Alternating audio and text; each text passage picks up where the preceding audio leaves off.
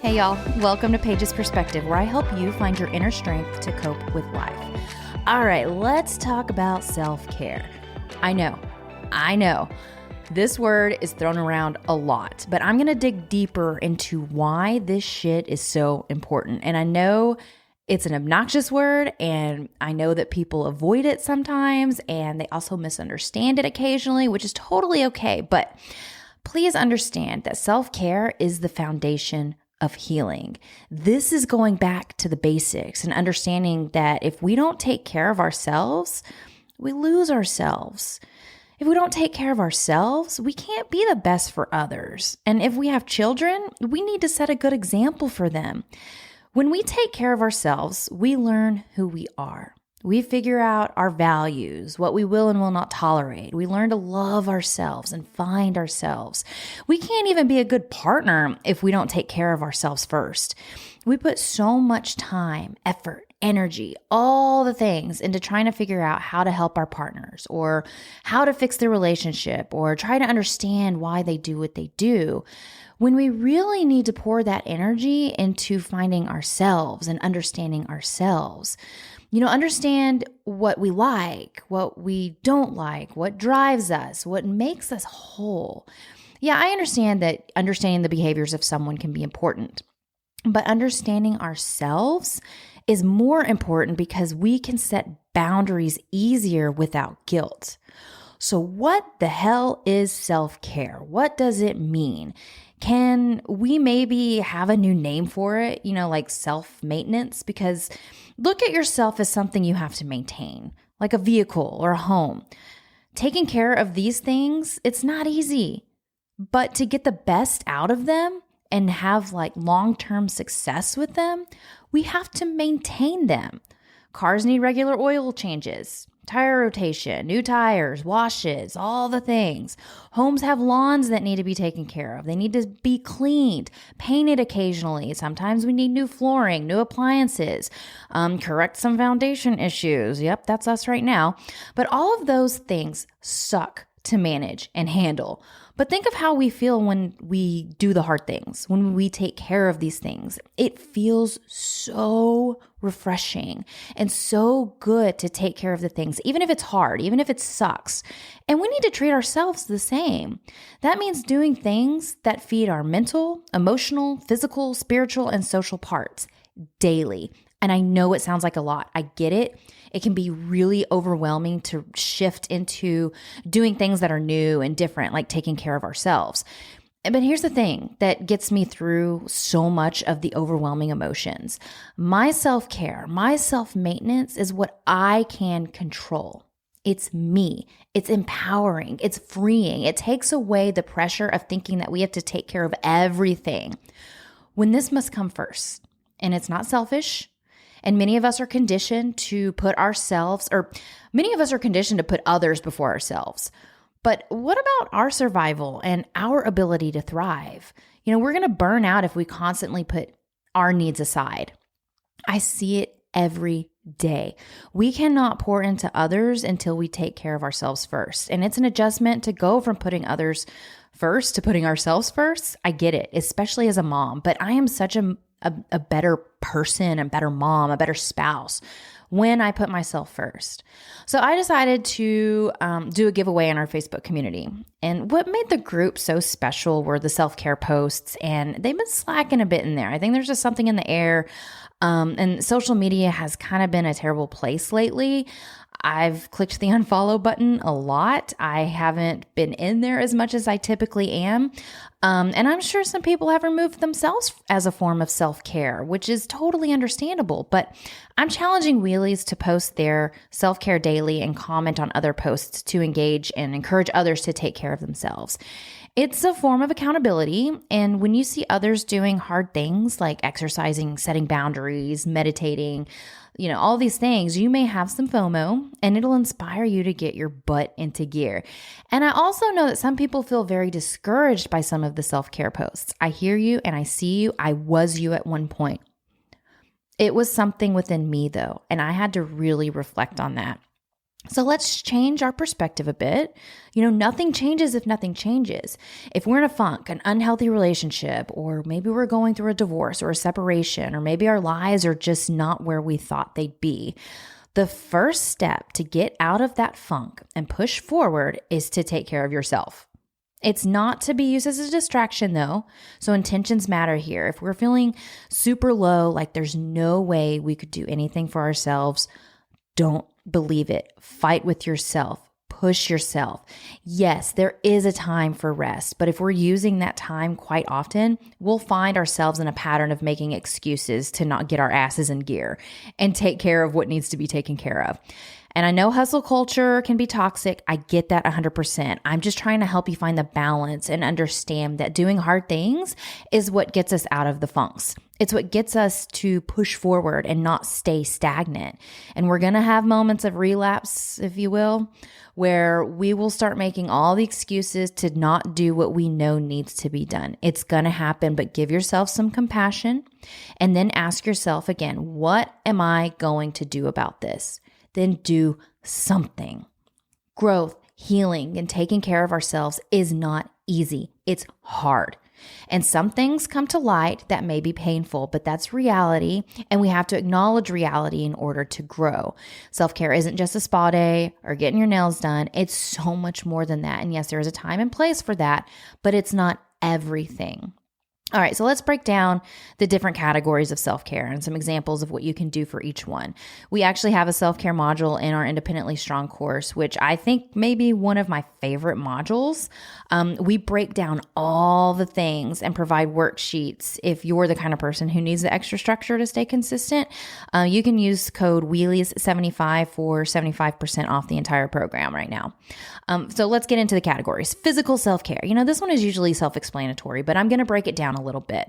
It's about finding a balanced diet and exercising. When we take care of our bodies, we're going to have more energy. We're going to sleep better. It's going to reduce stress. And there's so many benefits when we do this.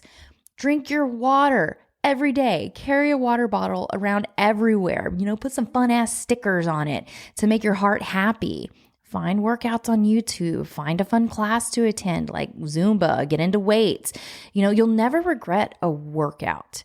If you're angry, go work out. Seriously, get those endorphins going the natural way. It feels so good. If you're injured or you can't go hard on a workout, try seated exercises or stretching.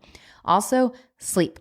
This is part of physical self-care. Get a good night's sleep whenever you can. Our bodies need to recharge too. Emotional self-care, we need this to help us process our emotions and express ourselves in healthy ways. And how do we feed into this part of ourselves? We journal, we go to therapy, we take the Independently Strong program, we listen to podcasts that focus on personal growth, on coping strategies, we do things that bring you joy. We set boundaries, you practice self-compassion, listen to music, saying no instead of trying to be everything to everyone, allowing yourself to feel without judging the feelings, letting out a good cry, meditation, grounding techniques. So much goes into the emotional self-care. What is mental self-care? This is about stimulating our minds and learning new things. This is going to keep us sharp and adaptable. Reading, listening to educational podcasts, doing puzzles, playing games, putting together Legos, creative outlets like art and writing, learning something new like a skill or language, taking breaks from social media, practicing mindfulness, developing a growth mindset. When you embrace challenges as opportunities to learn instead of looking at it as obstacles, this is going to improve your mental resilience and keep you motivated.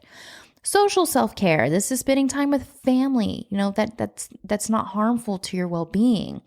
Having meaningful, deep conversations with those we love. Setting boundaries in relationships, joining groups or communities with shared interests. We have a TUFO community and Independently Strong community calls every week to help you connect with others going through similar things, and it's going to feed your social self. Spiritual self-care. So this is about exploring meaning and purpose. And it's going to look different for everyone. Spiritual self-care keeps me grounded and centered when shit hits the fan. For me, it's about being present. It's a feeling that comes over me that's really difficult to explain. I guess peace and contentment is the best way to explain it. And spirituality can look like meditation, prayer, spending time in nature, reflecting on personal values and purpose, practicing gratitude, and engaging in activities that align with your personal beliefs. So, in the community, I want Wheelies to post what they're doing each day for self-care. This can even be setting boundaries and following through, doing the hard things we thought we couldn't do. That is powerful self-care. And I mean, it's all powerful since it's the things that we have control over. But when you continue to do these things, it builds us up so we can take action. It helps us truly become who we want to be. And I know it seems like a lot, but it really isn't once you start doing the things. Pick one thing from each category and do them daily. So here's an example of starting out. For your physical part, work out for 30 minutes today. For emotional self-care, listen to a podcast. You're already doing this now, and luckily my episodes aren't that long. Mental self-care, read 10 pages from a book that helps you learn. Social self-care, connect with someone in the community or have a good conversation with a best friend. Spiritual self-care, meditate for 10 minutes. Eventually, you will get a groove and you will add more to each category. Some days may be full of self-care.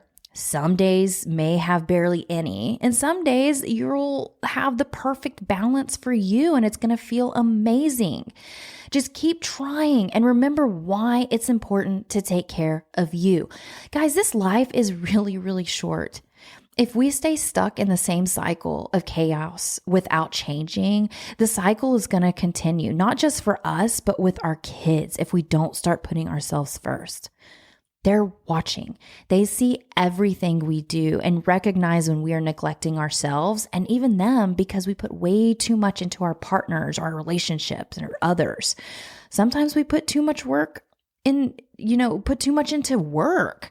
Sometimes we put too much into ourselves. And I mean, that's possible, but we eventually find the middle ground of being able to care for ourselves and be there for others. And it's okay to say no when you feel like you are completely overwhelmed with things. If you're using self-care as a distraction to what's going on in your life, I'd encourage you to shift your perspective a bit. When I encourage others to focus on themselves and do all the self-care, I'm not telling you to turn a blind eye on the reality of what's going on in your relationship or life. I'm encouraging this because it's what's needed to build you up, to be okay setting boundaries and doing the hard things. It's actually a way to see things more clearly and figure out what you want and need out of this life. It's to help you grow, become more assertive, and find that F you attitude I talk about so much. Self-care is a tool for growth. It helps us handle life better. It gives us the energy and the calm that we need to face problems head on. Because when we feel good, we make better choices. It also connects us to what we really want. When we spend time alone or journaling, it helps us understand who we are and our feelings and what's important to us. And it helps us understand ourselves and that we can make decisions that truly fit who we are. Self-care makes us stronger. It helps us bounce back when things get tough. And the strength is not about avoiding problems in our lives. It's about having what we need to tackle them. I think that is so powerful to understand the importance of self-care. It's not about avoiding life. It's about tackling the problems that come with life. And then self-care also helps us to respond instead of react, because when we're stressed, we're going to act without thinking. We're impulsive. We start reacting impulsively. But when we start taking care of ourselves, we become more calm to where we can respond thoughtfully. It's a smart long-term investment. It's like taking care of a foundation of the house. When we take care of ourselves, we're setting ourselves up to grow and handle things better in the long run. Self-care teaches us boundaries. It reminds us to put ourselves first when needed, which will help us set our boundaries and knowing our limits. That's what's going to help us make choices that are best for us rather than just pleasing others. So again, self-care is not about ignoring problems. It's about taking care of ourselves so we have the strength, clarity, and confidence to face challenges and make choices that help us grow. Try to remember that. It's not about ignoring reality or ignoring what's happening under our roofs. It's about learning how to face those challenges with confidence. So head over to the Facebook TUFO community, check out all the self-care posts, engage, and we will be announcing a winner on Friday, December 13th, 2024. Yep, Friday the 13th. We're giving away a free TUFO t-shirt, a TUFO hat, and 2 TUFO stickers for your cool water bottles. So get excited. I get so pumped when it comes to self-care because I know how effing important it is and how it is the backbone of healing and living authentically. It's exciting to do things for ourselves. Yeah, we're gonna have some hard days. The new will wear off, but we'll find new things when that happens. New workouts, new eating habits, new books, new routines. Changing it up makes it a bit more exciting, but also motivation is temporary. Action is what's important. Doing the hard things that benefit us later, that is self-care. It's not just doing things that bring us joy, and it's not just doing things that are hard. It's doing both. Getting out of the comfort zones, changing our perspectives, having an open mind, thinking in gray areas, putting ourselves out there and finding purpose. That's what it's all about. Find your worth. It's in you. You are amazing. So let the games begin and get excited to put yourself first. Get excited to learn to love yourself again. Get excited to be you. That's all I have for this week, guys. Until next time, I'm Paige. Bye.